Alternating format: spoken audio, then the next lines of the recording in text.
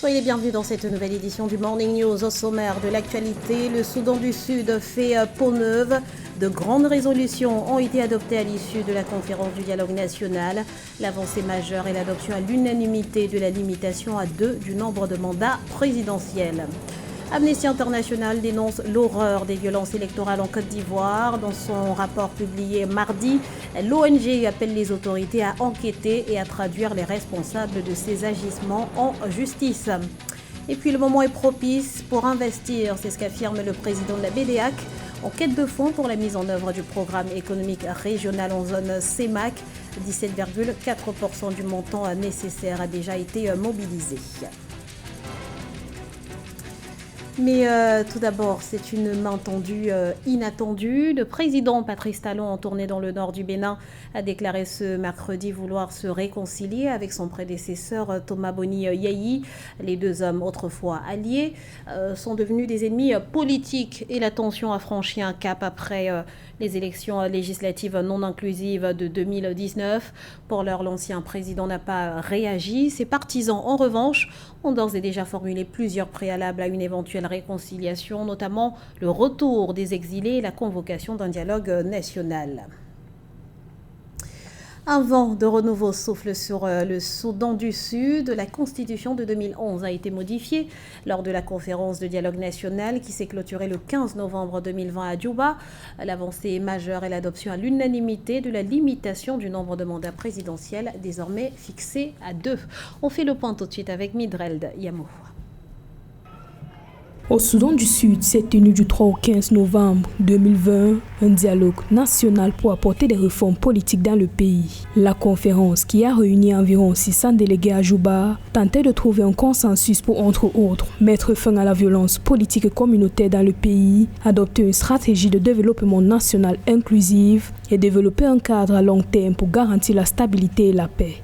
Si le Soudan du Sud parvient à procéder à la limitation des mandats des présidents et des gouverneurs, à transférer le pouvoir entre l'État central et les différentes régions, cela va constituer véritablement une avancée réelle dans la démocratisation de ce jeune État. Donc si le Soudan du Sud parvient à faire un véritable héritage de sa constitution à travers cet accord politique global inclusif, nous sommes dans une logique alors de prévention des crises pré- et post-électorales qui sont des fondamentaux pour une jeune nation décente. L'une des avancées majeures de cette conférence était l'adoption du principe de la limitation du nombre de mandats présidentiels à 2 d'une durée de 5 ans à partir des prochaines élections générales dans le pays. Il a également été discuté la création de 32 États et le transfert de la capitale à Ramciel, ville située à 200 km au nord de l'actuelle capitale du pays, Djouba. Alors, le Soudan du Sud doit tirer évidemment des leçons de l'échec de sa cohabitation avec son grand voisin soudanais.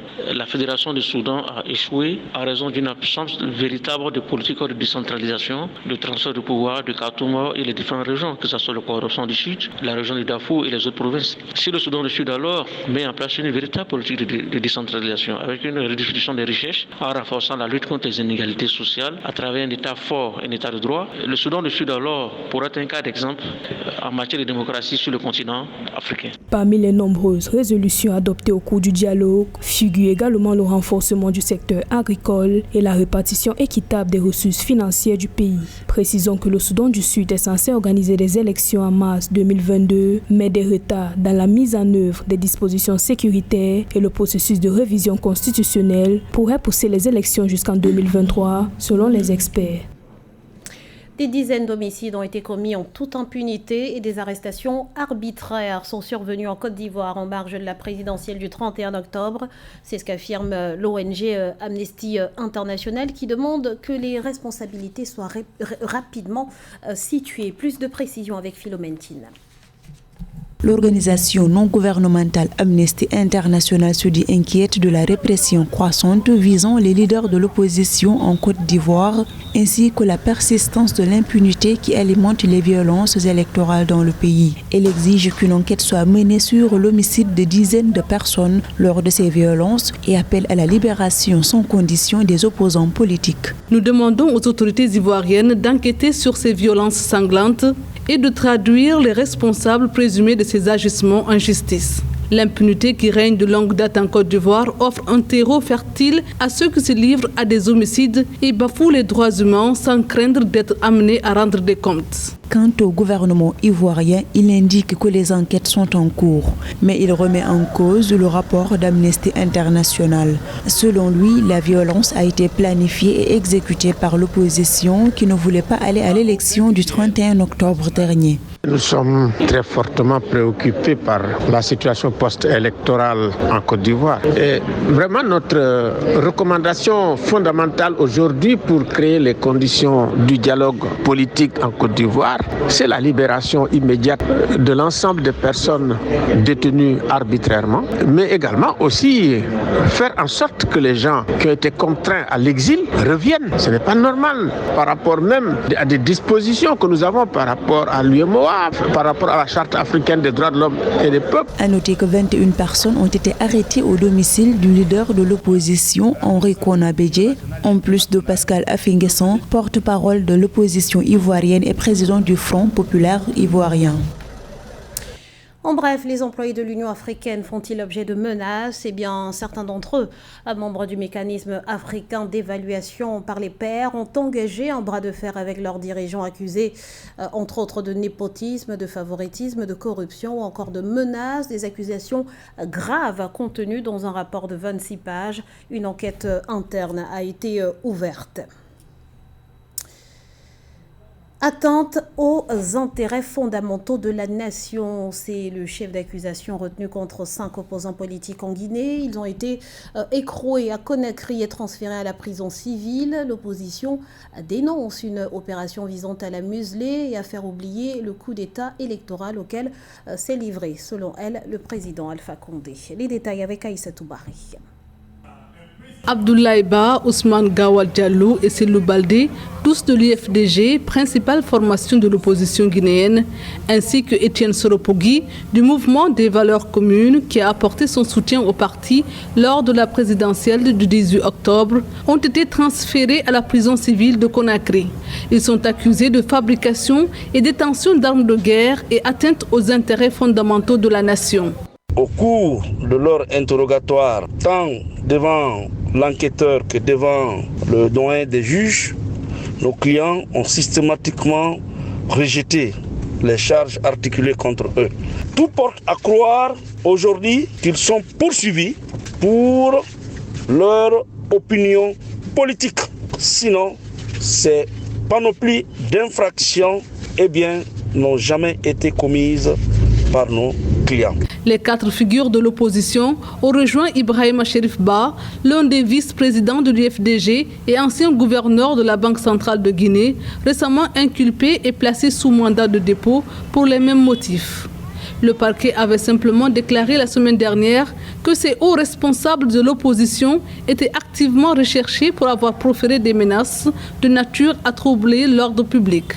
Nous avons relevé beaucoup d'incohérences, beaucoup de nullités que nous exposerons devant le magistrat instructeur.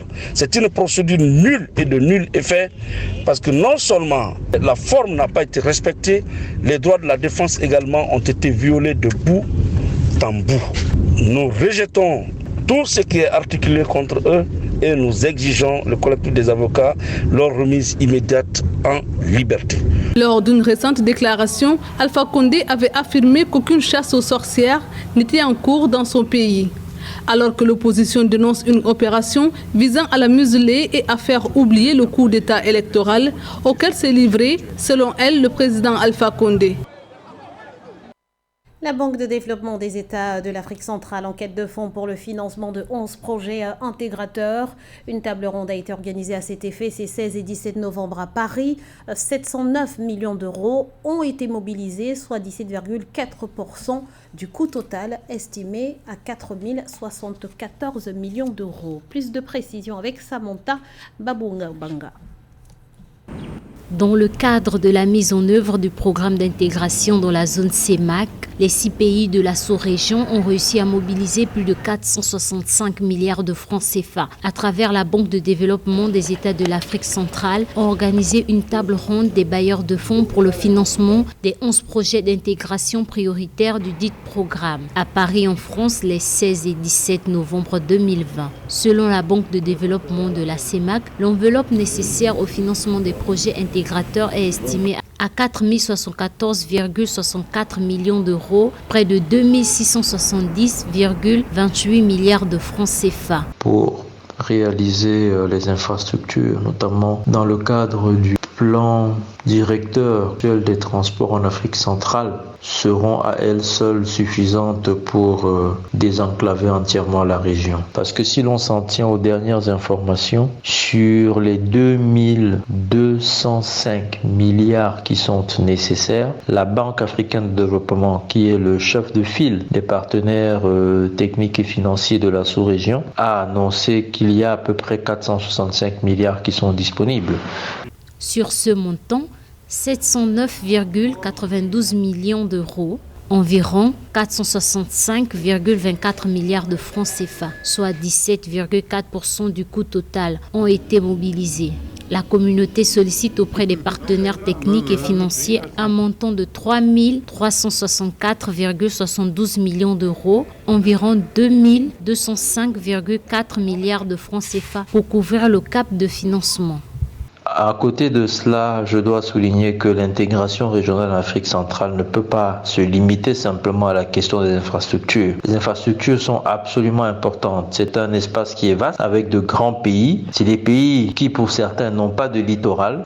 Je pense ici à la Centrafrique, au Tchad. Pour d'autres, ont déjà un certain niveau de développement avec une industrie naissante. Mais c'est des pays qui, globalement, sont très dépendants. Il y a pour certains, en particulier, le pétrole important dans leur développement économique. Il faut donc, de mon point de vue, non seulement mener la bataille des infrastructures en commençant par l'énergie pour espérer avoir une industrialisation, mais il faut aussi mener la bataille, me semble-t-il, de la gouvernance. Le programme économique régional permettra la facilitation du transport et des échanges dans la zone CEMAC. Il s'agit entre autres de la production et l'interconnexion des réseaux électriques de communication, le marché commun et la diversification économique et le capital humain. C'est lors du rendez-vous majeur consacré aux infrastructures organisé par Europlace qu'une délégation de la Banque de développement des États de l'Afrique centrale a sollicité l'aide des investisseurs pour les projets d'infrastructures dans l'espace